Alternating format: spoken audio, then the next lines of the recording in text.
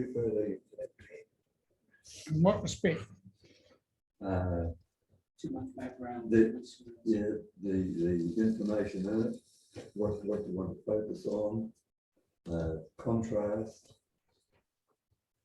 Okay, let's work on the basis that every single photo you take is supposedly a representation of what you've just seen through your eyes, right?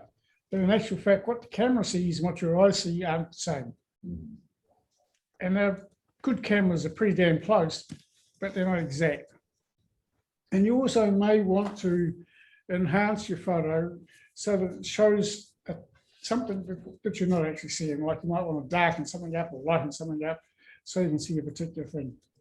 So the first thing we do when we do photo editing is we look at the actual photo itself and we make sure that the colors are correct, right?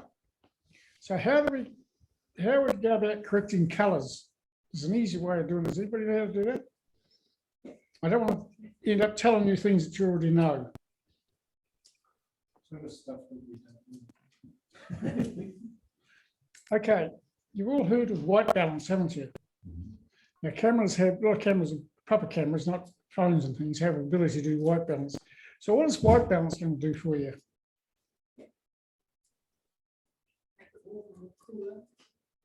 Not exactly. Make it greener or redder. No. It makes whites white. Look Right. white. So you look at the whites in your photograph, and generally speaking, they're not going to be white. And you know, if you've got somebody with a white shirt on or something that's very white, and it's not white in your photo, every other color in your photo is going to be wrong. Right? So if you can get a standard on one color, and white's a good one to use, then it tends to make everything else pretty much right from there on in. So it's a quick and easy way of actually getting rid of color casts out of photographs. So the first thing before you really want to do anything is get your colors right for starters, because if you haven't done that, then there's not much point doing anything else. So we've got a photograph here, and this one here is an iPhoto, right? So I'm going to look at iPhoto for starters because everybody's going to have it on their computer. Photos, that's what you mean? And it's cheap, right? Well, it's not cheap because it costs you got to buy your computer first. But once you've got your computer, so to edit your photos, does anybody do photo editing in iPhoto? It's Or in not- photo, sorry? The photos. Yeah. Okay, so how do we do that? For those who don't know, Just click the edit button. right. So up on the top right here is an edit button, right? And what that does is it shifts your photos over and you get a whole lot of different adjustments. Now up under here, up under the top here, you can actually, if you want to, there's a button there, which I can't actually get to. Because If you click on, oh, hang on, can you just click on admit? Right, there? I'll shift it down. Get that admit, click that admit button, just to get me out of the way. okay, you've got a crop in here, right? So the first thing you can do is you can crop your photograph to make it, these things are basically 4:3 photos that come out of an iPhone. And modern stuff tends to be wider, 16:9 or something like that. So, and in this photo, you've got a hell of a sky, which is not showing any detail at all. And it's white. So the first thing to do is get rid of some of your sky. Right? And down the bottom here, you might want to get rid of some of the bottom as well. So just click down the bottom, some of these little button there. You can just drag that up. And you see it's giving you a grid. Okay, and all you do is you hit the return key, and that now trims your photo down, right? Or enter key, whatever. Now you've got to bear in mind one thing about photos, which is very, very good. And that is what we're editing here is not your original photo, right? It's called non-destructive editing. So David can explain that better than I probably can. I'm just trying to work out how to get the cameras working properly. Everybody's looking at me, not you. So what do you know about non-destructive editing?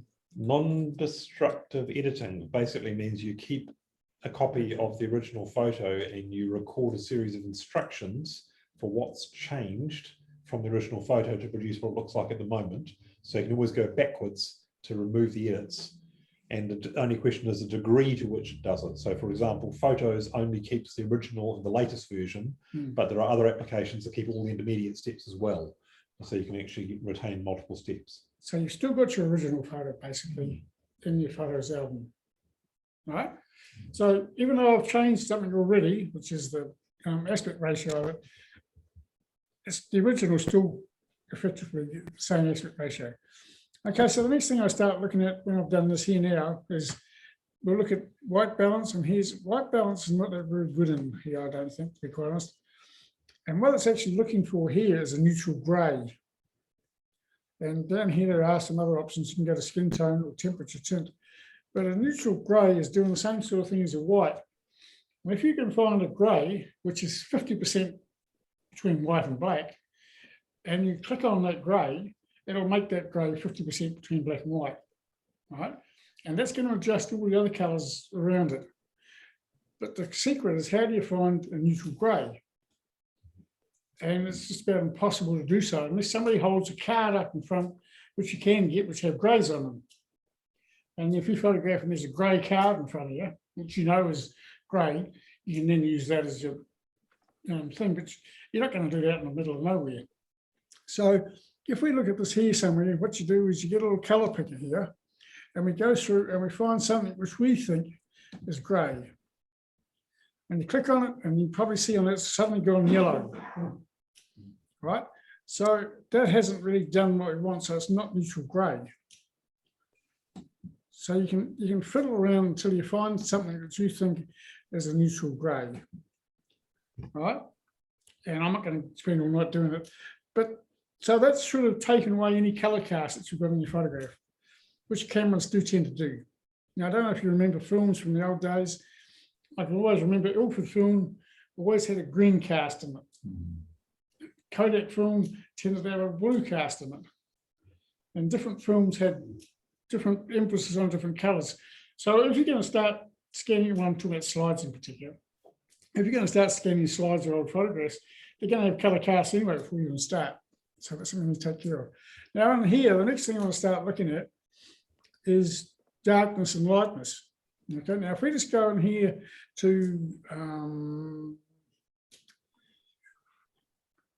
the thing I don't like about this is it doesn't have a very good thing. So if you click on all options here, we get brilliance, exposure, highlight, shadows, brightness, contrast, and they're all pretty hard to work out exactly what they're doing. So if we just hit the brilliance thing, you're basically affecting all the colours in your photograph, the whole lot, from black to white, or from the colours, right? And generally speaking, what we're trying to do is not to adjust the highlights and the shadows, we want to adjust the midpoint, okay? So the midpoint we have to do in levels. So if we come down here a bit further, you can see we have levels, and there's, my computer's just died on me. It's got a problem. It won't take long to start up again. Right. So the levels, which is also known as the gamma, adjust the midpoint of the photograph. So you can slide the gamma backwards and forwards.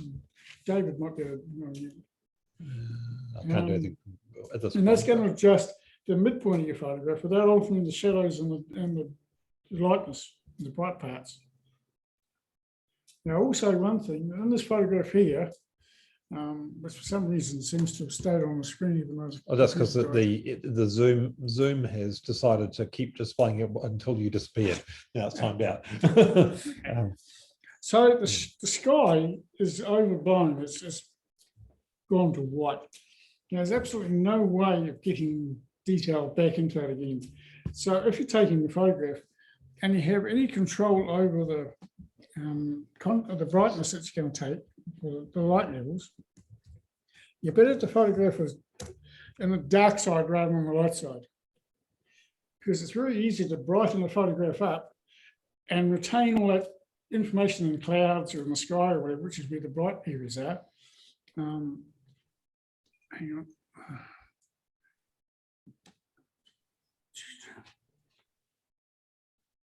Here's a photo I was doing, one of these, We need to go back into the Zoom meeting as well. yeah. So I could find the photograph I was playing around with. And these. Yeah. Okay, now Zoom. If I give you the meeting details, it'll be faster than them to go the other way. Yeah, I've got them anyway on. Yep, so meeting ID is there. We just type in that number. Can you read it off there?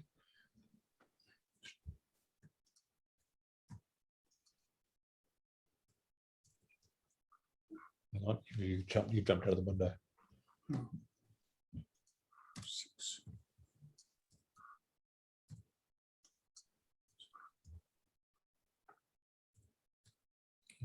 And then don't connect to audio. Otherwise we'll get messiness. And the passcode is there. 2293. Yeah. And just put in your email address there or something.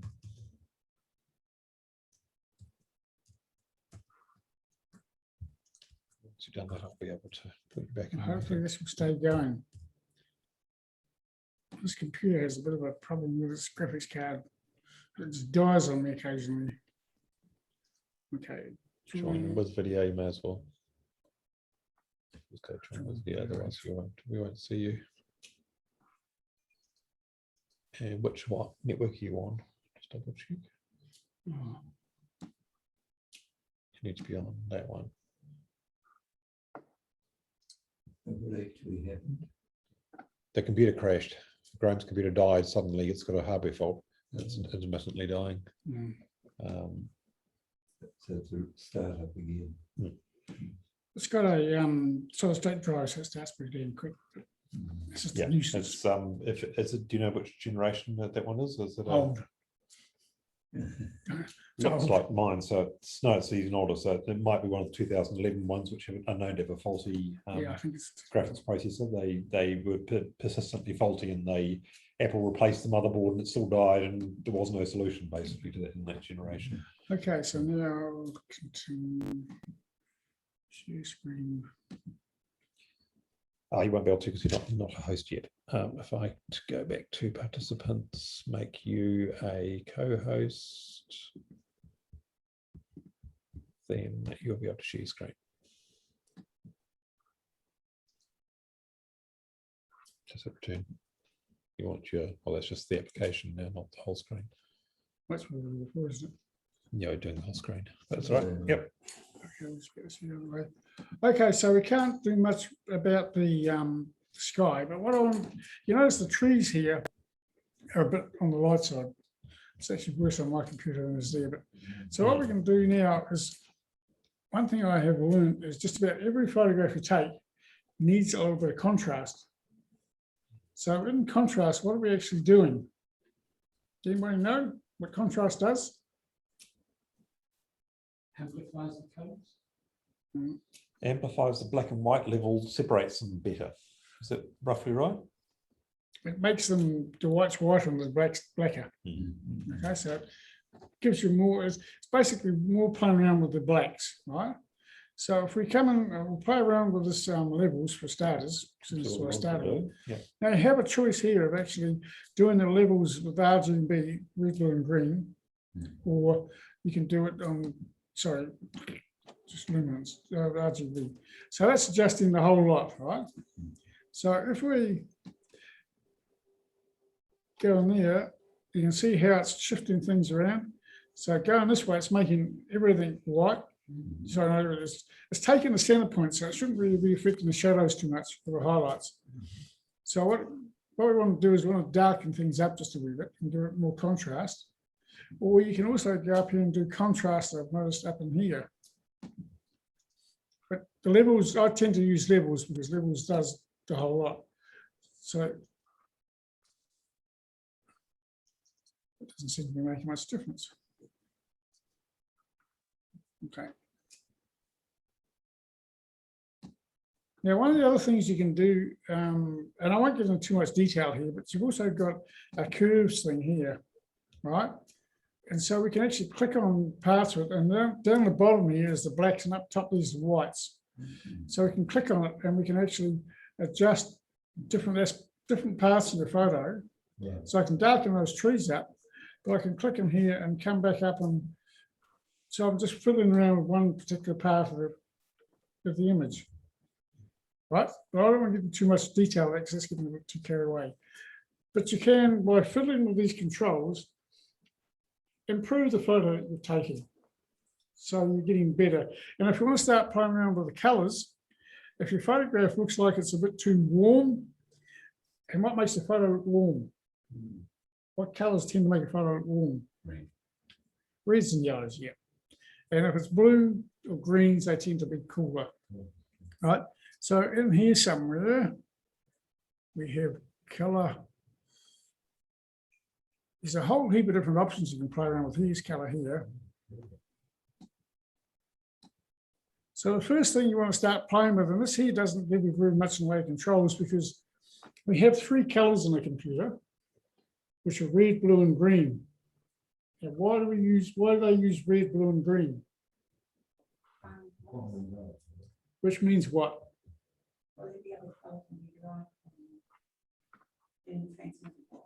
Okay, what it basically means in simple terms is that if you mix all 3 colors together, you get what?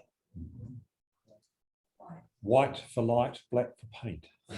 White, so it's not quite black. There's 2 different ways of describing color. And one of them is RGB. So if you mix all red, blue, and green in equal quantities, and if you look at an old TV set that had little dots on it, and if it's white, they'll all be glowing bright, full brightness in each color. So that's RGB. The other way is when you're printing, and that's known as additive color, because you're adding the colors together, right?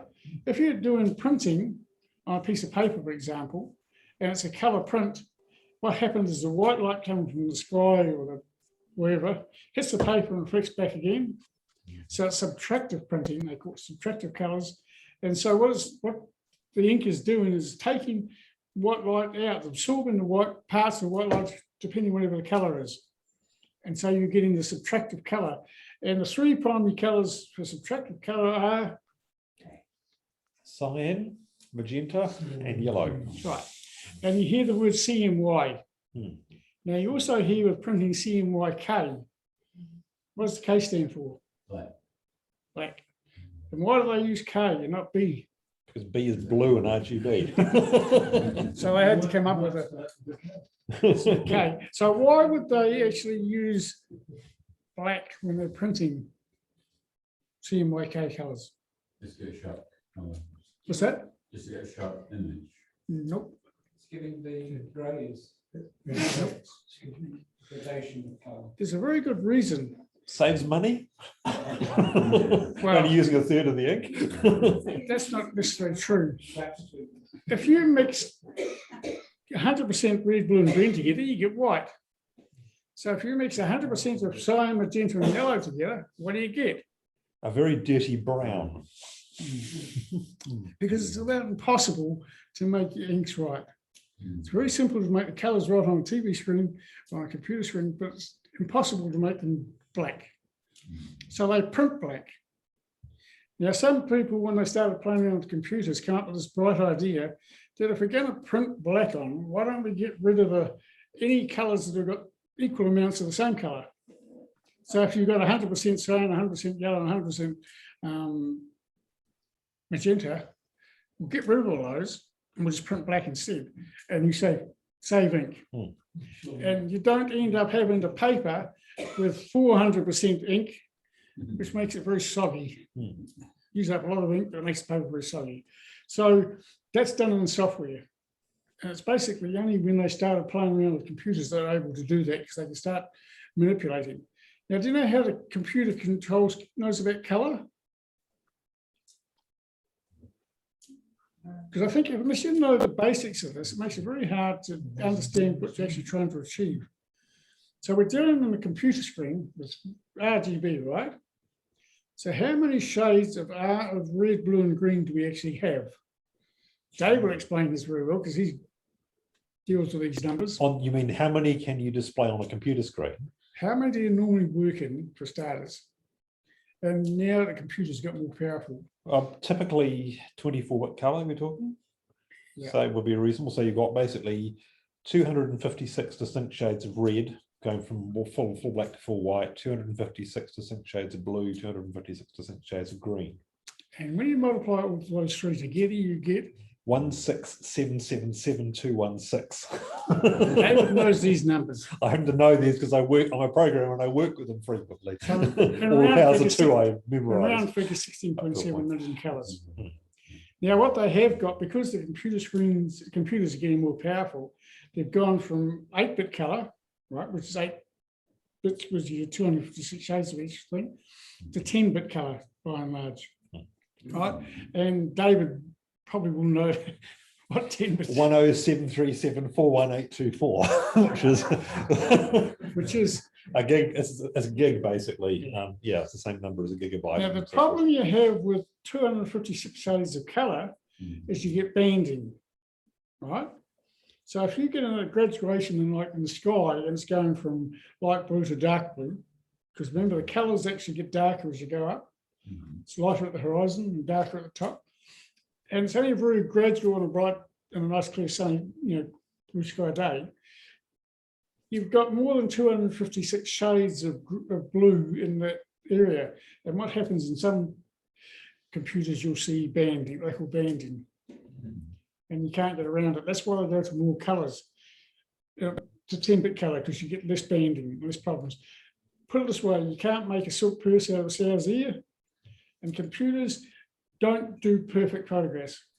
The photographs that were done the old ways with chemicals and things are far more accurate in terms of the colour, because they're not working on numerical numbers, because the colours are all numbers. Everything's all down to numbers because the computer only knows numbers. It knows a 1 and a 0. And that's basically it. And all the colours have got to be combinations of a 1 and a 0. And I won't go into binary mathematics because that's probably a bit beyond what we want to talk about, but it's tied up with binary mathematics. That's how a computer works out how to do things. But what it's done with the computers got more and more powerful, they've got better and better at being able to do the shades of colour. And the same thing applies to sound, because sound has to be sampled. And Dave was talking before about CD quality sound, which is 44.1 kilohertz. So it means that 44,100 times per second. It's actually checking to see what the level is of sound. And so, and the faster you can do that, and when I do editing, it's done on 48 kilohertz, but they're all gone up to 96 kilohertz in high quality sound. So 96,000 times a second, it's checking to see what the levels are. So therefore, you're getting rid of any banding thing. And that's why we go to 10-bit colour on the computer, because instead of having 16.7 million, we've got 1,000 million. That's gone up a massive amount. But what it needs is a far more powerful computer. And when you start getting bigger screens like the 4K screens, you haven't just doubled the size from a 2K screen to a 4K screen, because you've doubled it crossways, but you also doubled it height-wise. So it's actually 4 times bigger. And so your computer has to be more powerful to be able to cope with all that. And modern computers effectively can. But you go back 10 years and the computers couldn't on their own. And I remember when we first started playing around doing video on computers, that my computers weren't powerful enough to do full screen standard definition video, which is TV video, which is 768 by 576 pixels, right? And I can remember Alan Honey, who was one of our members who was working at TVNZ at the time, took a group of us, and I don't know if you amongst that group or not. Probably, yeah. But we went out to the studios and he showed us a Radius video vision card. Which I still have one. I was sitting in a Power Mac at home somewhere, but may not work anymore. And I can remember going and looking at this thing, and I was amazed that this thing could do full screen video. And Alan was playing around with working with TVNZ and producing a program called Tangata Pacifica, which was the first program that was digitized, done digitally on TVNZ. And he was playing around with that at the time. And the video card cost, I think, from memory, about $20,000. And that made me think, yes, but no. thank you, but no thanks. It was just way too expensive. The computers were pretty expensive in those days as well, but that was just over the top. And I can remember the very first Mac that I could do sound, full video on, and funny enough, it belonged to WelMac. The- It was a grey, I think, iMac. Really? The iMac G3? No, what's the name on Redhead? You're talking about yeah, that's the iMac G3. The iMac Yeah. DV was the particular model name. It was the late 1999 space, not space gray, what was colour called graphite. Yeah, But that was just the higher end model. it belonged to WelMac. Yeah, I've still got it in my And I was using that at times, and that was the first time I could actually do full screen video. So we're not going back all that long ago, and computers were not able to do full screen video. Nowadays, it's not a problem. So things have actually improved a whole lot. But anyway, getting back to the photos, because photos, if you look at a video is only a collection of still images, right? In other words, what we're looking at in New Zealand is we have, we had PAL. PAL was phase alternating line is what it stands for, but it was 25 frames a second. That was based on a European standard. The Americans had another system called NTSC, which the mnemonic for that was never twice the same color. National Television Standards Committee, but it was jokingly called never twice the same color because it was so consistent.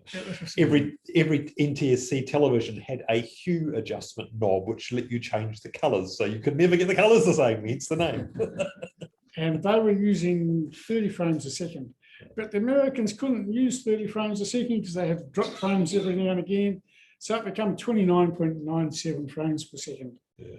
And they had all sorts of problems, and you couldn't do 100% blacks. There's all sorts of issues with NTSC, which fortunately we didn't have to deal with. That's why PAL came along, I think, because they wanted to get away from NTSC.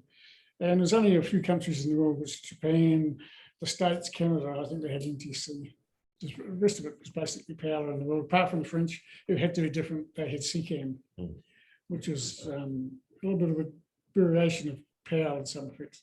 So anyway, getting back to the picture, what we're going to try to do is adjust the colours to get a colour that's effectively as close as possible to what you see when you took your photograph.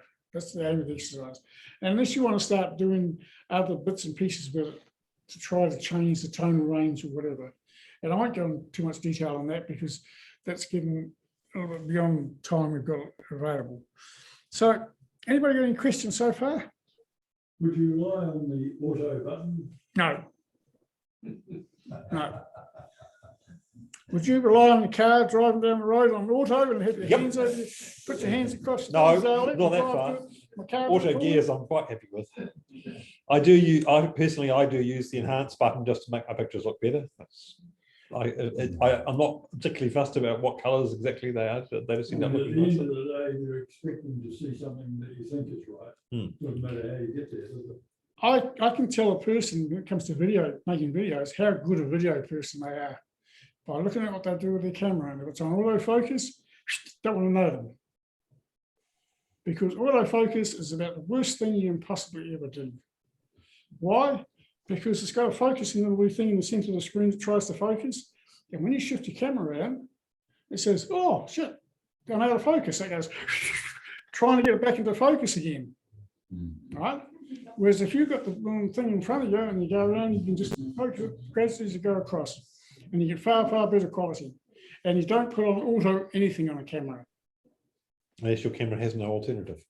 Well, then you don't have that camera, you go and buy yourself a decent camera. So I don't use auto on cameras ever. Margaret.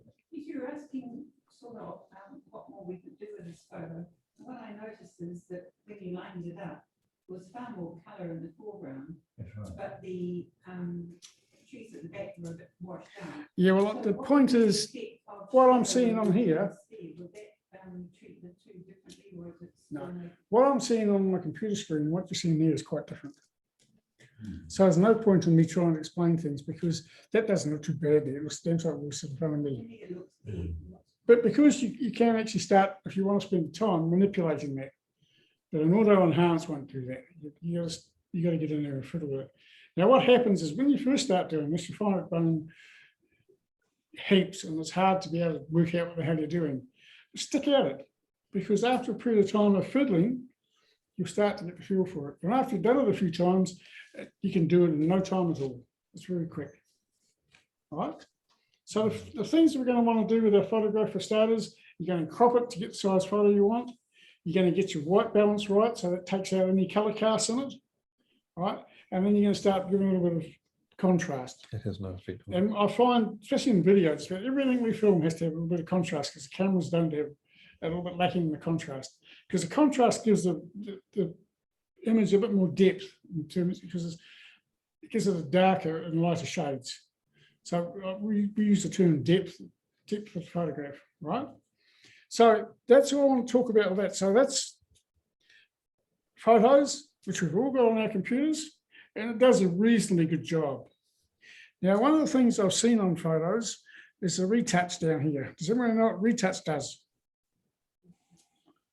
Right, we're going, there's a little wee thing on the left-hand side of the screen. I don't know if you can see my mouse there. Just there's retouches, right? And I can adjust the size. At the moment, it's just 40. You can see there's a little circle. I don't know if you can see that there. You probably can't. The size thing you're adjusting, I can't see the circles. You can see the numbers there, can't you? Where is the circle? There, yeah, no, the circle's not showing up. Okay, Right. so we can make the circle, but when I come over here, you can now see the circle? No. No, it's not coming through the Zoom connection well enough. Okay, what we can do with it, I don't know, there's a little wee mark over here on the side, right, there's a little white spot. Yeah, there's a white spot on the left of the road. I'll point to it. There is actually a circle visible there. Right, is it there now? It was. Yes, you can see the circle, but it's actually retouched it now, so it's invisible. But what it's done is it hasn't done it particularly well, No. right? So if I undo that and we go back here and I make this thing a little bit smaller, so what we're starting to do is we can actually take, oh, Jesus, my computer's just gone. I've died again. Yep. Okay. But the effect of that was that it was sort of like it was averaging the whole circle, and it ended up producing a rather large circular blur, rather than being a small, closer to the size of the thing you wanted to get rid of, which is So less if you've got obvious. just on a photograph, those little spots you want to get rid of, that'll do that. That's what retouching does. But I'm going to show you retouching. I'm going to look at now very quickly at another program, which is known as Graphic Converter, which I tend to use a lot. Now, Graphic Converter is a shareware program, which David could probably find for me while we're talking. I don't think I've got it on here. How much it costs though? Just to search for it. Oh, I think it's $19 or something. it's not here. It's cheap, Yes. but it's shareware, which means that you can actually use it, but you're supposed to pay for it. It'll be this will be the German version of their website, not the English version. Where's the Sprach English? Thank you. Right, order. Graphic converter. It's been around for a long time. Yeah, it's $40 US to buy it outright. If you owned a previous, I actually got a copy of this with one of my older Macs many years ago, and I've upgraded it a couple of times since then. It kept working, the old version kept working for years and years and years until I thought, I need to do something with it. I may as well upgrade it now. I think I've done it twice since I bought it or something like that. So like it was a 2002 Mac that it came bundled with. So I think I've paid for it twice since then or something. It's only $26 US to upgrade. They do a new version every 3-ish years now, that sort of time frame. I'm going to hook this back up again. Yeah. It's just probably easy to do it this way.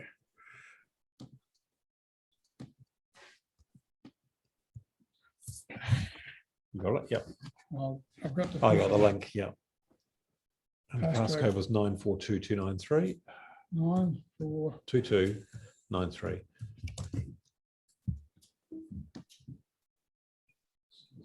You got to fill in an email address. So.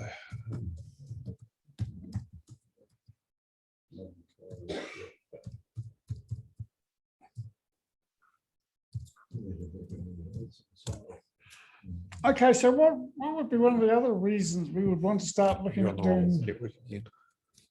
Need to switch over to my phone. we want to do photo retouching.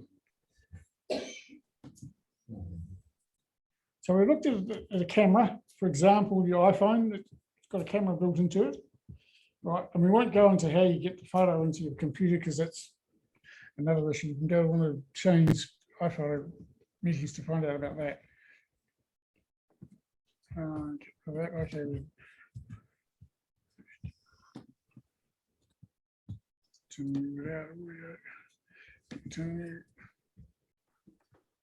Okay, so that's all I'm going to talk about as far as iPhoto is concerned, or photos. iPhoto and photos are effectively the same way. Photos has obviously got better. And I don't that one there.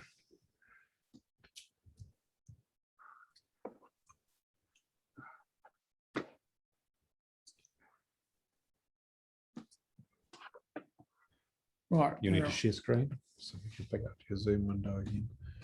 Share screen, you can either just pick the whole desktop's usually easier. Just leave it where it is, just go share. Okay, so we're right there. Okay, so here's a photograph that somebody's obviously scanned off a computer scene, rather.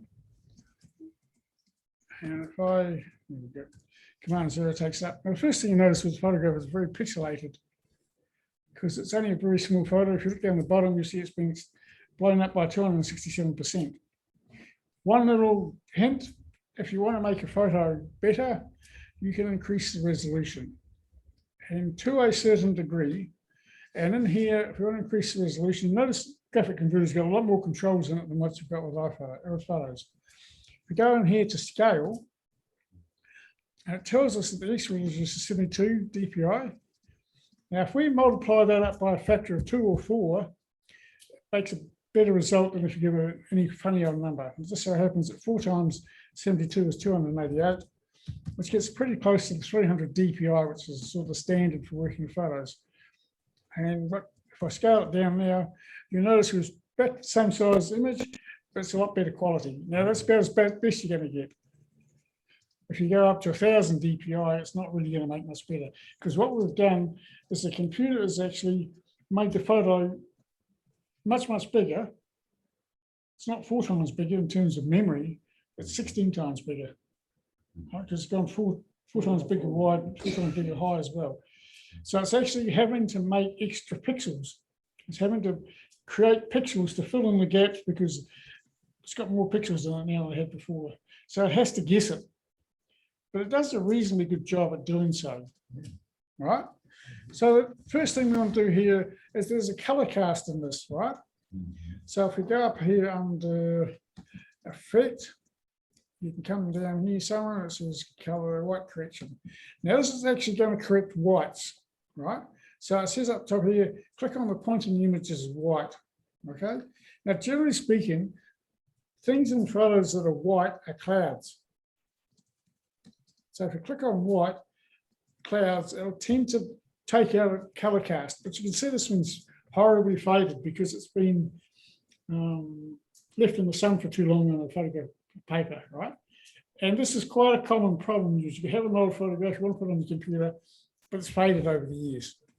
So this is a common reason for wanting to do photo retouching, photo editing.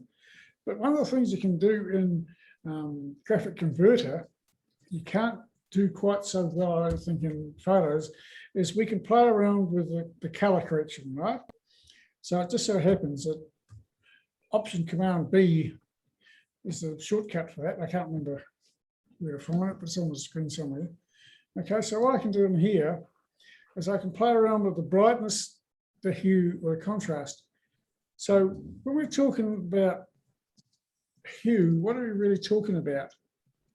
We're talking about adjusting hue red, hue green, hue blue. What's the difference between the hue and the brightness? Saturation color. Effectively, of those individual colors, yes. So at the bottom here, there's a thing called link sliders, right? Little tick box. So if we play around with this here, I'm going to brighten and darken the whole photograph. And if I want to do a little bit more contrast, which I will a wee bit, okay, and you don't want to do too much in the brightness of it, do 0 on that. But if I untick the link sliders, now you notice in those trees it looks pretty red. So the first thing you do is you want to take the red out. Now we talked before about CMYK and RGB. What is the difference between the two in effect? We know that one's additive and one's subtractive, but there is a connection between the two of them, which is very, very direct. And it's important when you're doing color editing, or color correcting, to know that. Because when you're putting red in, what are you taking out in the CMYK side of things? Okay. Cyan. So here I have just taken the red out. What I am doing is I'm putting cyan in, right? And you can see straight away the photo's looking better, right? And that's before I start even playing with anything else. Now, if I'm playing around with blue, what's the opposite to blue? If I'm putting blue in, I'm taking Yellow. out. And the other one's obviously green and magenta. Magenta. Yeah. So if you know those two, now in a black and white photograph, you know that the opposite of black is white, clear, right? So what we're talking about here is a negative color, so the negative of red is cyan. So they're directly connected, right? And so they're just different ways of talking about color. So what we need in here is probably a little bit of blue. And so we just have to fiddle with it and a little bit of green. And then if we link the sliders again, I want to darken it up just a wee bit. And we don't want too much, I'm not going to do a lot of fiddling around, but you can see up on the top here, before and after. So I've got this little square I can come on, and you can see what the before and after is. We're just looking at the girl's top. It's now visibly yellow, whereas it wasn't before. You couldn't even tell what color it was. Yeah, if you want to know what color it was, what we can do is we click on this little thing here, and that takes us back to the original colors. So you just click on that, and suddenly you can flick backwards and forwards to see what you've actually done, which is very, very valuable, right? But that's just a very, very quick thing of how you can fix up colors that have been faded. And I can remember a woman coming in when I was working in Upper Hutt, the printing factory, printing business. I was doing desktop editing stuff, and she brought in a photograph, and it was totally faded and horrible. And she said, "Oh, is there anything you can do with it?" I said, "I'll leave it with me, I'll have a look." And I basically turned her photograph back into what was almost original. And she was just blown away, and she came back. She thought it was a throwaway item. And it's amazing if there's a little bit of color in there, just what you can do. If it's gone altogether, well, it's black and white photo, right? And you can't do anything with it. So that's just one of the things that you can do in graphic converter. And graphic converter is not non-destructive, right? Now, if I save that file, then that's how it's going to be. So Photos has one advantage is it's non-destructive in its editing, because it's actually fiddling around with instructions as to how to change the photo, but it doesn't change the original, whereas graphic converter does. So if I save that, that's what I've got. If I don't want, I can always undo it before I save it and take it back to where it was, or you can go back and forwards with its undo or do functions. But all of a sudden, you've made a better photo of that. Now, one other thing about photographs that we need to look at is it's probably a bit hard to see. Well, you can see it on here. Here's a photograph. Does anybody know where Ward is? State Highway, the State Highway 1 as you're heading down from Blenheim towards Kaikoura down the hills. Yeah. My mother was born in Blenheim and lived just down the road from Ward, in a place called Warranui, which was the end of the railway line stage when she was living here in 1921. And my grandfather worked for the railways, and that was the end of the line, and they were building it down towards Kaikoura, which I didn't get to until about 1940. So she was very familiar with Ward. But anyway, you see up in here, there's a horrible colour gone into this photograph. Oh, in the sky, yeah. So it's obviously not a black and white photo. If it's a black and white photo, you wouldn't have that. right? So when you scan a photograph, you have the option of either scanning it in RGB. Actually, now that I look at it, you can see It's been in a picture frame. It's been a picture frame. Yeah. The frame area around the Yes, edge has probably actually Yeah. has faded differently. So because it was a chemical, it's been affected by the sun, obviously. Yeah, by light. But anyway, in terms of photograph, it's not a black and white photograph, obviously, because it's got color in it. So when it's been scanned, it's scanned it as a color photo, which is an RGB photo. So when if you scan in black and white photos, and your settings in your scanner will have either RGB or grayscale, right? So grayscale will give you 256 shades of gray from black to white, right? But we can very easily here, if we go up under picture, down under here we have mode. And you notice there, at the moment it's got tick beside the RGB, and you've also got CMYK, but you've got grayscale as well. So we go to grayscale, and all of a sudden it's gone. Wow. Not Just completely. like that. Okay, now you can still see marks in there, Yeah. and you can fiddle around to get rid of those. But it's taken, and it also needs to, and if you go Command Option B again, you get contrast and brightness, but you're not going to get color stuff, right? So we can darken something out. Get bright. Okay, and you can start that. But you've also got on this, if you go Command Option L, and you find underneath the meaning somewhere, is you can fiddle around with the blacks and whites. So here's your black area, and you can make it so that the blacks are actually black and the whites are actually white, and you can adjust. And if you take this out of the way so you can see what you're doing, you can adjust your gamma, which is the split in the middle, right? And you want to make sure that you still got detail. You know, if we look at the front of that locomotive, if we go too dark, the sun just becomes all black. So you want to keep a bit of detail in there. And I think this has got curves in it as well somewhere, so I don't really use much. Okay, Some yellow on it, isn't it? that's It's got touches of the yellow. projector. Oh, is it? Oh, okay. Yeah, the projector's got some yellow fringing effects, so that's Yeah. giving you. No, it's got patches of the engine. That's the projector. It's not visible on the computer screens. Yeah. So the projector's got a slight fault now that it's causing yellow fringing on the vertical. Okay, so another reason that we want to start playing around with photographs, right, is this sort of thing. Okay, so this photograph has had a pretty hard life, I'd say. And just looking at it, it's probably pretty old. Now, I found this off the internet, so I haven't a clue who it is, right? But what we want to start doing is we want to start trying to get rid of some of these marks. You know, graphic converter doesn't have the retouching type thing that Photos has, but what it does have is this thing down here. I don't know if you can see. I'll bring this toolbar over. Stamping tools, is it? It's got a rubber stamp thing Yeah. here, right? You see it there, a little blue thing on it? And what that allows me to do is to, and you see the little, you're really hard to see, but Yeah, zero space, yeah, okay. So if we go above his face, because you can see that, okay. Now if I just click just above where that mark is and hold down the Option key and click, if I come down, I can actually get rid of that line pretty much, right? And if I click up in his hair here, for example, just above it, so I can get rid of the mark in his hair. Right, now this is quite time consuming because you've got to go around the whole photo. And I've had to do this with people as well. And the secret is just to click just very close to the part you're trying to change. So it's roughly the same.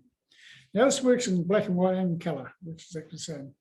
Okay, so we can come up into here, I don't know if you can see it.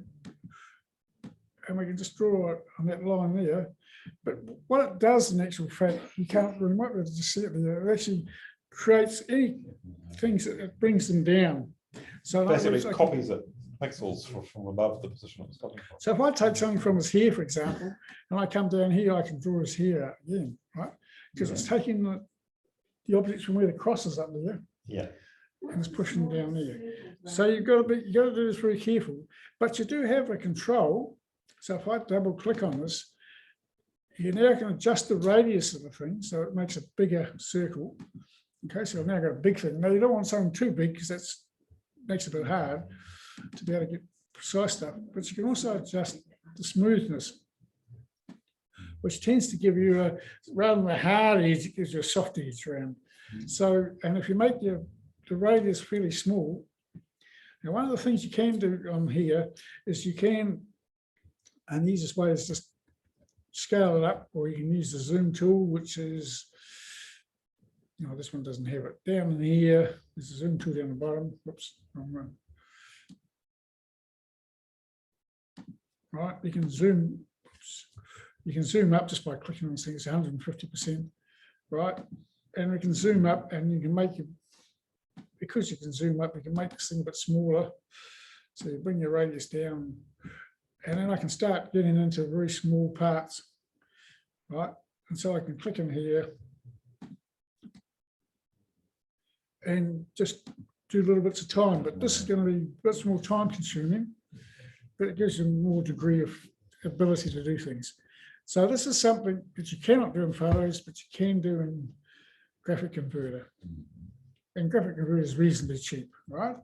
However, for the same price that you pay for graphic converter, you can, in actual fact, I've just noticed, you want to do a check on your computer, it's probably easier than you do it, and have a look at Affinity Photo. That's $80 US, isn't it? No, it's just come down in price. Don't know how long for, but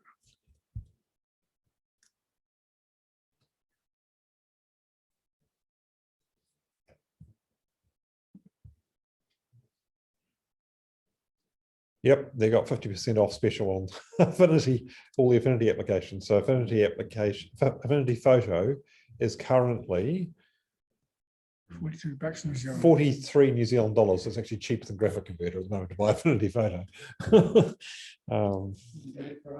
So now Yep. what I'm going to do is I'm going to go and have a look at Affinity Photo, which I have actually just shown here before in the past.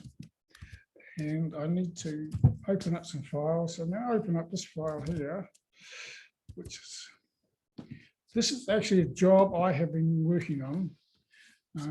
I don't know if anybody here knows Barry Brickle. Knows what Barry Brickle? Yeah. Well, I'm making a film about Barry Brickle at the moment, along with one of my colleagues.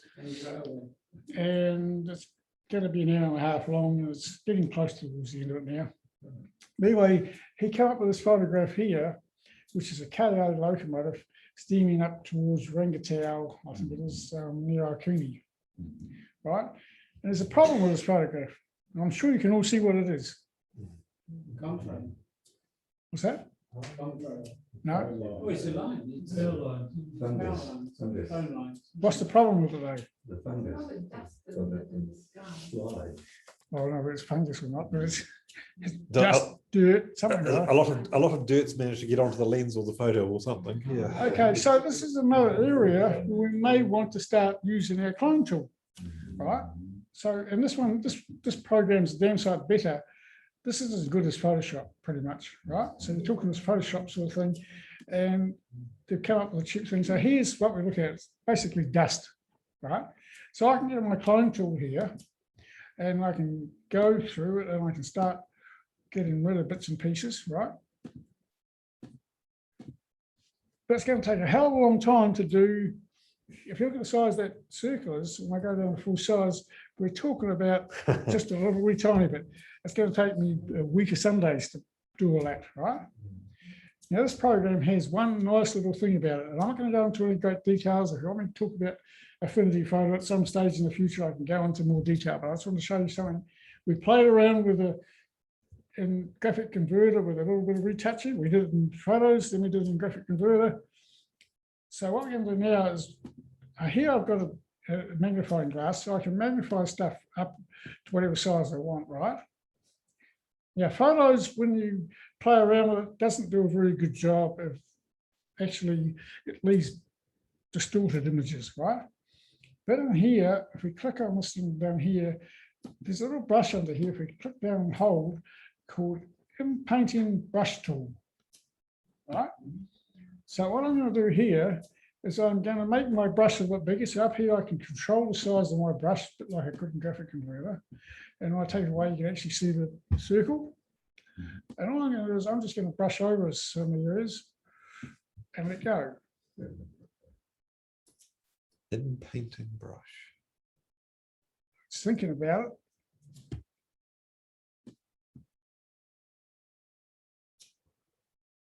oh, they're gone. So I'm just doing these little, you do a little bit at a time and you get a better result.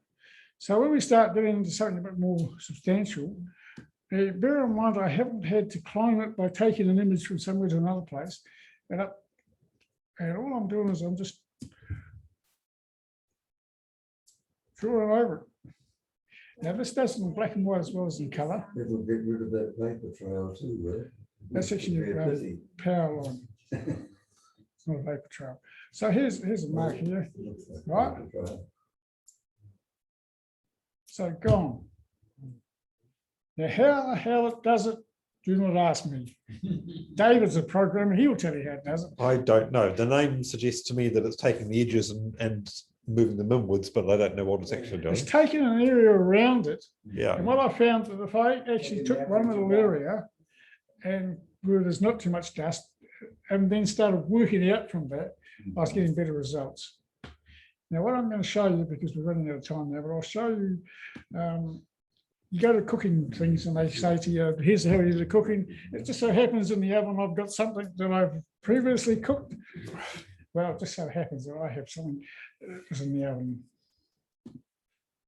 And I'm going to just find it, and that's it there. So you saw that photo there, and there it is now. Gone. Oh, that's it. That took Did you- me did about you 4 go days through to the do. foreground as well? Pardon? Did you do the same on the foreground?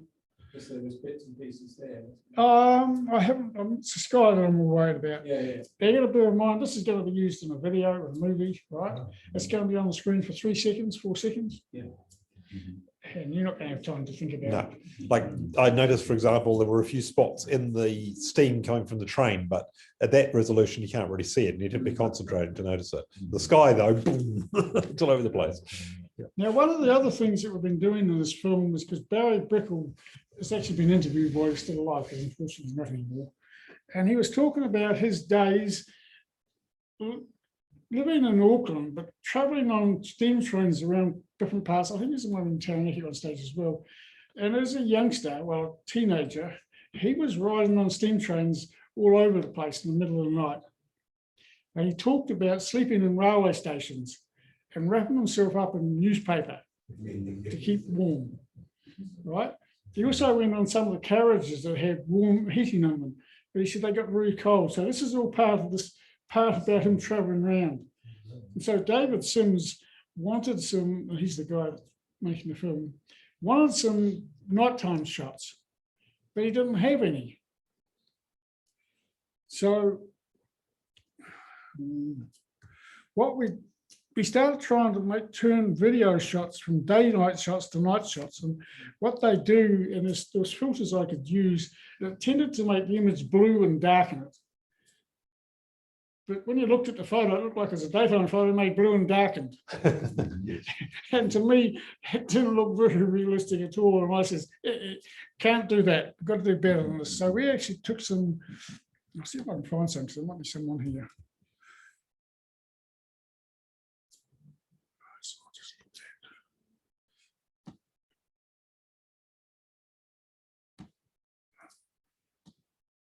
No, it's not.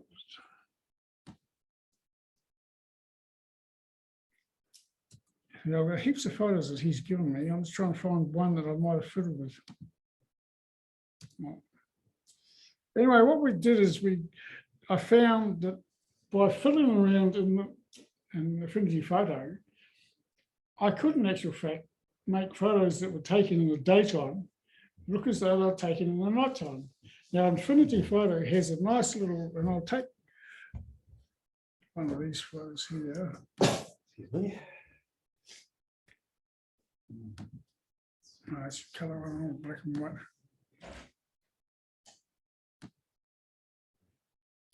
We'll take this one here. Oh, hang on, I've got to.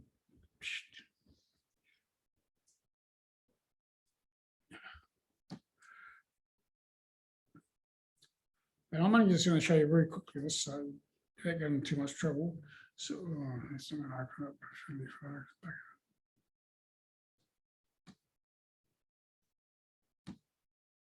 On desktop, so I can find it.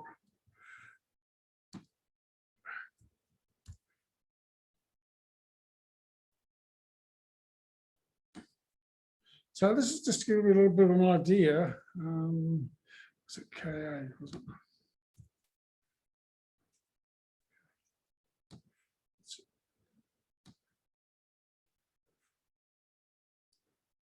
Right, so if we darken this up, and I have all sorts of controls over here. So if I go to adjustment, I've got one of the things about this is I can play around with different layers, same as you can do in Photoshop. And if we play around with levels here, and if I double click on that, you'll find this should come up with a, yeah. So here's my level, so I can play around with levels and I can darken things up. But the problem at night time is you don't have a white sky. So I found all sorts of different ways of manipulating to make the sky darker and to do all sorts of things. And one of the things you can do is, this one's actually showing a white headlight. So if you darken everything up and show a white headlight, people see the white headlight and think, it must be nighttime. Just got a white headlight. And what we were doing, I found another thing that we could do on here, and I'll just see if I can show you. If I darken the whole thing up. If I just go into here to brightness and contrast, and I just pull brightness right down so it's nice and dark. Up in here, I found, I think it's under filters. Let's have a look. Lighting, yeah, there it is there. So I have this ability here with this light thing. I can fiddle with lighting. Right, and I'll just turn it around so you can actually see what I'm doing. Now, I didn't know this was here for starters. Maybe it's not dark enough just yet to show you. So I'll darken up a little more. Right, so we go back to our lighting. And I've got all sorts of controls here, so I can change a million and one different things. And I can adjust this, how diffuse the lighting is going to be, because what we've got now is a light source here, and this is going to be coming down, and so I can change the color because we're talking about black and white photograph, and I can adjust down. Let's see, one of these things I can adjust.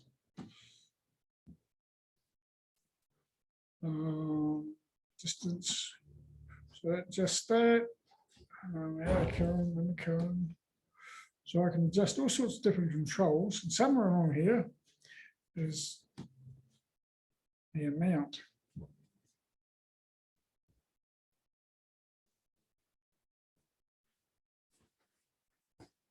And you can adjust the angles of it, but you can adjust the color, the amount, and I could actually, what I was doing was I had a photo of a steam locomotive, and we darkened it all down, and there was a building in the background, a house. So I painted the windows white in the house to darken everything down. So the moment, and it stood out like sore thumb. And the first thing you notice when you look at this photograph, and bear in mind, it's only going to be on the screen for 3 or 4 seconds, you see a white window. And so you immediately think, oh, it's nighttime. So without anything else, you think it's nighttime. But I managed to get a cone of light coming out of the headlight, lighting up the truck in front of it. And it was in the same sort of, similar sort of, well, it's the same place, that colour photo. And you could actually have a look and see the ground lit up, whereas everything else around was dark. And so when you actually look at the photograph, and we also did a slight zoom on it, so we gave it a bit of motion, you look at it and you think it's a nighttime photo.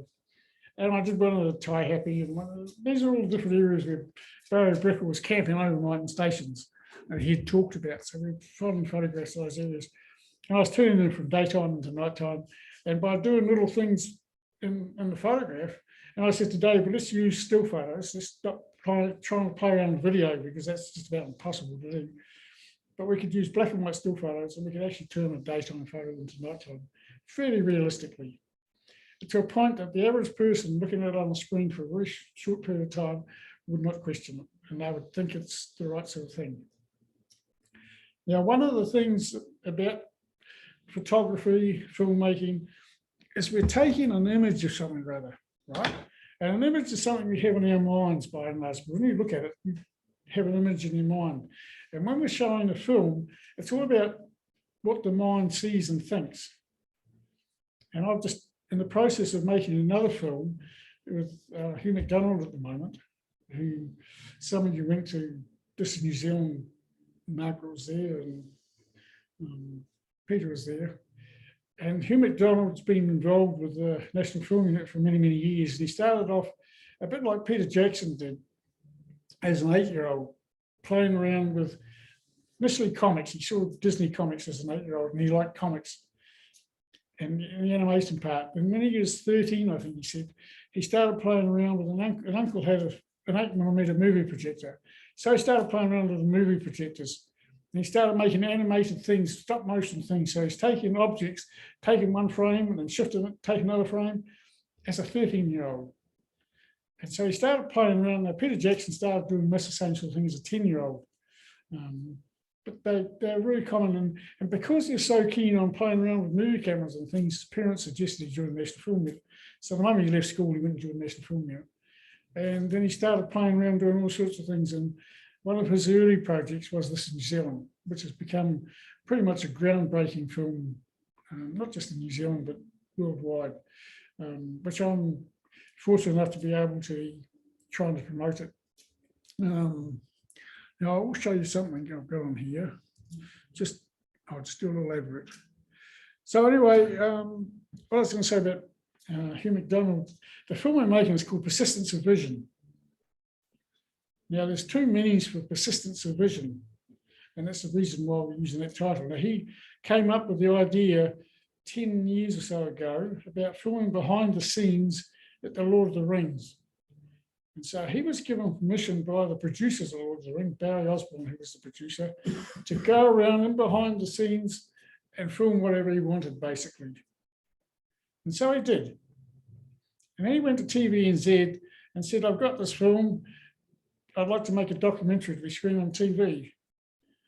And they turned him down.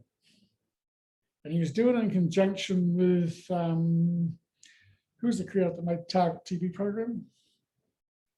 The May what? Target, which is the same as Frigo.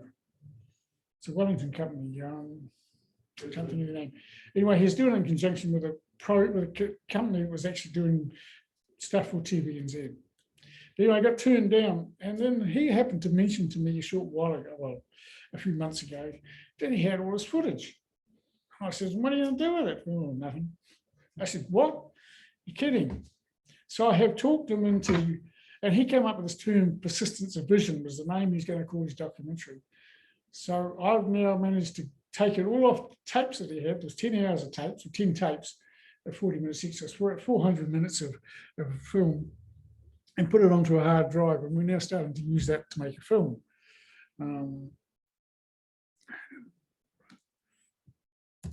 Some of the stuff we did for that, I'll just see if I can find.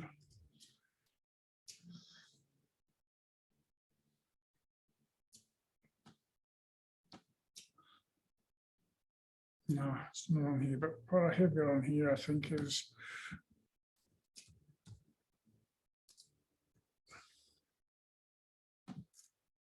one of the things he did in the process of doing all this. Actually, this might be here.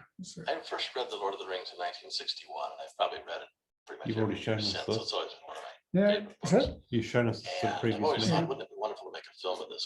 So when my agent called and said, hey, how'd you like to go to New Zealand, work with Peter Jackson and do The Lord of the Rings, I just about fell off my chair because it's a perfect combination. I've always admired Peter's work and always wanted to visit New This is Zealand. probably not. And of course, the chance to actually visualize what Tolkien wrote, that's a tremendous attraction. It sort of is the dream job. It's the ultimate opportunity to actually realize the story that's been around so long and is so tremendously powerful and is so incredibly visual. And I've been an admirer of Peter's work for years. I always thought that The Frighteners was one of the great sleeper films of all times. And so it's kind of a dream job. But when I first arrived in New Zealand, I realized that we were going to be very much limited in terms of access to equipment. There simply isn't that much equipment here compared to, let's say, what I was used to in Los Angeles. On the other hand, the Kiwis are brilliant at improvising. There's, of course, the so-called number 8 wire attitude, which means that on a farm, pretty much anything that's broken can be fixed with a piece of number 8 fence wire. And of course, everything that I'm used to doing in the visual effects has always been tied to that kind of attitude because we always had to make things. We rarely have the tool we need. We always had to build it out of something else. So the fact that we had to improvise was not really a limitation. The crew that we put together, everybody on the crew had a certain amount of film experience, but nobody had done miniature work. So it didn't take much of a jump to go from standard film shooting to miniature film shooting to a little adjustment in terms of how big the lights are and how much depth of field you use and things of that kind. But basically they took to it like a duck to water. And I have to say the skill and the ability of these crews is absolutely amazing. Actually, I think a lot of the people who worked on the film sort of viewed as being the holy grail of films, the ultimate project. I think everybody's here because they want to be here. And I think everybody's here because they believe in Peter's vision and they believe that what we're going to do is something really fantastic. Yeah, I think that Peter has done such a beautiful job of putting Tolkien on the screen and keeping the things that are rich and powerful in his writing. I think if Tolkien were alive today, I think he'd be very, very pleased with what we've done. When we started out making film one, of course, we were pretty much feeling our way. Everybody was, because nobody ever made a film of this magnitude, this many miniature shots, this many effect shots. So we were very much sort of writing the book on how we would shoot things, what things would be done in miniature compared to what things would be done in matte paintings, let's say. And then as Peter grew more confident in the technique and as the digital guys grew more confident, of course, more and more things could be done as effects that would have had to be normally done as live action. So everything began to mature at the same time. Our style and our skill matured. Things like digital animation, in the case of, let's say, Gollum, that became more and more mature. So that, in a sense, everyone became much more confident as time went on in what they could do and in how far they could push the technology that we had working. So it's very much an evolutionary thing. So by the time we got to film 3, pretty much we were not afraid of anything. That's probably enough at the stage. But that highlights what I'm trying to say about editing photographs. Because what they're doing is they're editing film, which is a collection of photographs. And they were doing things, one of the things that Alex Funky did say was that whatever they, I want to show you that because it's important. I first read The Lord of the Rings in 1961. I probably read either as a set. We go to the end of the film 3, there's a huge number of shots that are done where the actors actually never even were in the same room together. 5 and 6 actors, all performing, all interacting, all shot at different times, and all then seamlessly put together and then composited into the background. And I think that's a tribute to Peter's design sense and being able to put design shots that would work, and also, of course, the people who edited it who are putting all this stuff together. There's a lot of shots that are tremendously layered that have a huge number of components. At the very end of the film, for example, when the hobbits and Gandalf and many of the elves board the white ship to go away to the Blessed Lands, they leave from the Grey Haven, which is a beautiful landlocked harbor. Well, now the only thing that existed in terms of live action was one tiny little piece of stonework and a blue screen. Everything else had to be built. That's what makes you believe that you're looking at real rocks, real trees, real stones, and real water. You have to make the audience believe. If they don't believe, you've lost the story. And that's what it's all about. So what you're doing when you're editing photographs is making the person who you're editing it for, just generally speaking, not yourself, because you want to show it to somebody and you want them to believe. Whatever it is you're trying to do, you want them to believe. So you're making the photo better so that they will see that as being a reflection of reality. And that's what Alex was talking about then, is that that water, he describes it earlier on, the water, they spent 3 months trying to find the right piece of water to film that they could use on that shot. So the water was actually real. A lot of miniatures were put in there, and there was one scene of miniatures, which I might show you. I first read The Lord of the Rings in 1961, and I probably read it. Because this part's quite funny. You showed us this in the meeting about 2 months ago. Did I? Yes, the one the Came skulls. to realize Oh, shooting did I? Yes, these hundreds and hundreds of miniature effect shots is that we have a chance to, in a sense, to perfect every frame. It's very much like cell animation in the sense that the animator is able to draw and revise and do pencil tests before he actually commits to a final, filmed out product. The same way we can.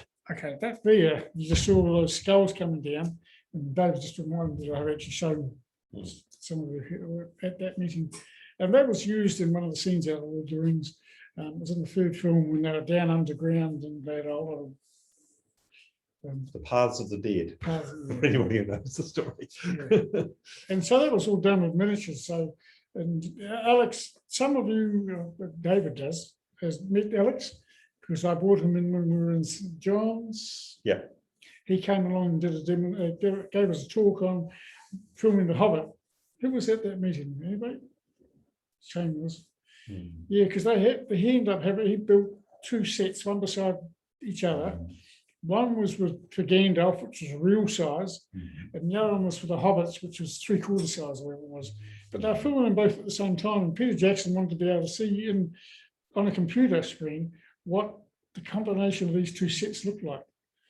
So he had to work out how they could actually show it live, whatever they were filming, 2 sets, one side by side. But being filmed with 2 different cameras on cranes and sort of composited together. Which is pretty groundbreaking sort of stuff. So, but that's what we're trying to do with editing photographs. It's the same, exactly the same thing. It's just the amount of money that's involved in doing a photograph for us is a lot less. And as I said, my suggestion, if you're interested in editing photos, go and buy Affinity Photo. $42 at the moment. It's cheap. You're never going to get it. That's cheaper than what I paid for. I paid $60 for it. It's come down half price. I know Dennis Hamlin has been on and on about things, and now would be a good time to go out and buy it. And it has some very, very powerful features. It takes you a long time to learn how to use them all. I haven't learned all of it by any means. But I've been playing with Photoshop for many years, and this, on my view, is better than Photoshop in lots and lots of respects. Photoshop can do certain things it can't do yet. It's getting better all the time. Anyway, any questions about any of that? Well, I hope that's given you something to think about.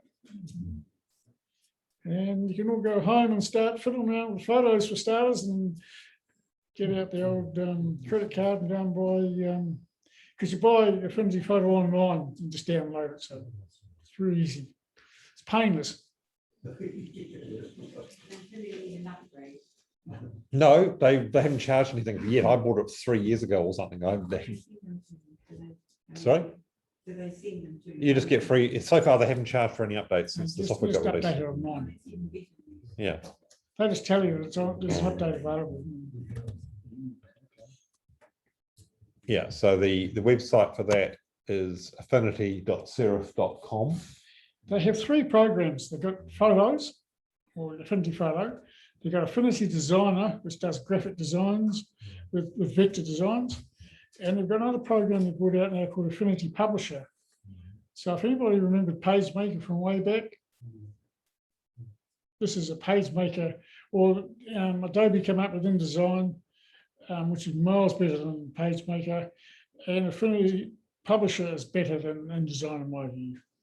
Yeah. So the one thing they haven't done yet is, but they're planning to at some point, is a asset management tool like Adobe Lightroom for managing collections of photos and things, which they have in their to-do list, but it hasn't appeared yet. So it's an English company, it's not an American company, and they're pretty good and proactive in what they do. They're doing a pretty damn good job, I think. And the good thing about publishers, you can actually, if you own photos and Affinity Photo and Affinity Designer, and you're working around Publisher and you need to touch up a photograph, you just click on it and it goes to photos straight away. And so you operate both those applications within the publishing. They're also available via the Mac App Store, so you can either buy them from the manufacturer's website or from App Store. I actually ended up buying terms from one place and one from the other, which is a nuisance because they update differently, but they work together still. It's terrific software if you want to start. If you want to write books and things, that's what Publisher's for. It's really, really good at that. And what we used to use years and years ago when I first started doing the Capital Apple for this group was we used PageMaker. and it was getting printed in a printer in Lower Hutt. And then David and I decided that we could have a crack at using Pages. And we could use Pages, and we found that Pages allowed us to link text. And then they put out a new version of Pages, which wouldn't allow us to link text, so we stayed with the old one. And then eventually they allowed you to link text in the new version of Pages, and it's actually ended up being quite a lot better. And because Pages also has some quite good capabilities in photographs and things, and resizing and doing all sorts of things, that's how our magazine gets put out every single month, using Pages. These programs optimized for the new iMac, the new 64-bit. They are 64-bit, yes. 64 certainly, but in Apple Silicon, I wouldn't be sure offhand. Where is The Affinity's been pretty damn good at updating things for the new operating systems, new features and things. So if they haven't done it yet, I wouldn't think it'd be too far away.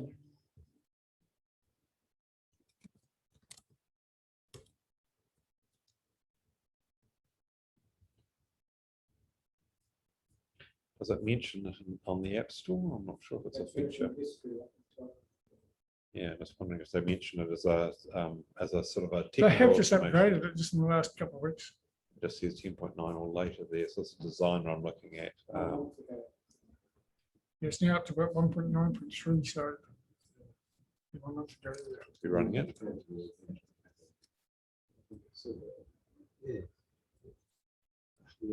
away. But yeah, just trying to get out of the way of that. Yeah, there it is. They did it 6 months ago. Fully compatible Big Sur and fully optimized for Apple M1. So they did it ages ago. Pretty much straight away. That was designer. Affinity. Well, the photos will be the same. Affinity photo will be the same. So they did them all at the same time. Yep, 6 months ago. And publisher. I don't have mine that's showing the price because I hadn't bought that one from App Store, but they got them on special on App Store as well as from their website, so you can get it either way, whichever you prefer. It's $42, $43 as well. That's a description wrong one. Sorry? Yeah, that's the only operating system that runs on M1 Macs. You can't run anything older than Big Sur on an M1 Mac. It's So it's the same too, 6 months. Yep, same version. The version numbers are in sync as well. So yeah, so the operating system version is basically all Macs released after a certain point have to run the latest operating system. So Big Sur is the only operating system so far for all Apple Silicon Macs. But when new models come out, Apple's going to be announcing whatever the next one's called next week. And come September, any new Macs introduced after that point will require that operating system and come with it. So the earlier M1 models will be able to run Big Sur, or the one after that, or several more beyond that point. Yeah.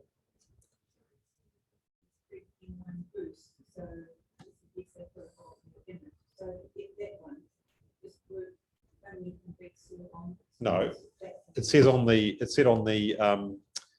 compatibility information further down, I just looked at it briefly. It says works on this MacBook Pro, which happens to be running Catalina, and it's an Intel model. It says OS 10.9 or later, so I can run this on a 2013 MacBook Pro running Mavericks 10.9. So that they've done a good job of maintaining back compatibility. At some point, I expect that will drop support for some older versions, but if you're running anything reasonably recent, it will work fine. Like you could run it on El Capitan or High Sierra or something like that in the meantime. Photo should be the same, I imagine. Yep, 10.9. And publisher. Optimized for M1 just basically means if you run the latest version of the application on an Intel Mac or an M1 Mac, it'll run as fast as possible on both, rather than having to emulate and run slower. The interesting thing is that Serif, like themselves, started off publishing stuff or producing stuff for PCs. Then they started doing Affinity photos first, I think, and they did it for Macs, and it wasn't available on PCs. And then I came up with Designer, which is available on Macs and not for PCs. It is now available on Macs and PCs, but Apple actually gave it best software category, best software. Oh, several times. So it's won Apple Design Awards more than once, I think, each of their programs, yeah. So obviously Affinity or Serif and Apple work well together. They seem to be patting each other's backs a little bit.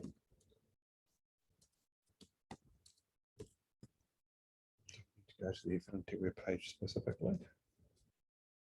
Here's their blog. Don't know.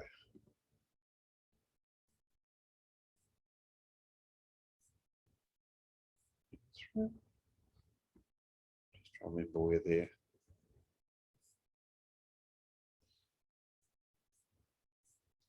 That's just general. Yeah, that's right. They had 50% off due to COVID-19. So that was just, they've continued to do this. It's been available for several months now. So effectively they're encouraging creative people who are stuck working at home to buy their software. They've been doing this Adobe must be for a long time. hurting it. Yeah. Yeah, they had a blog somewhere which I remember seeing mention of the upcoming programs, but I forget where it is. I have to go and find it again. Well, a good thing, if you buy Photoshop or anything from Adobe, you've got to buy a subscription for it, basically. Yep. Whereas this, you buy it and it's yours. Yeah, and a subscription to the cheap subscription to Photoshop per year will cost you more than it costs to buy Affinity Photo once. Yes. So it has to be hurting the Adobe, and they Yeah. haven't changed their subscription model. May I stop recording? Right, so you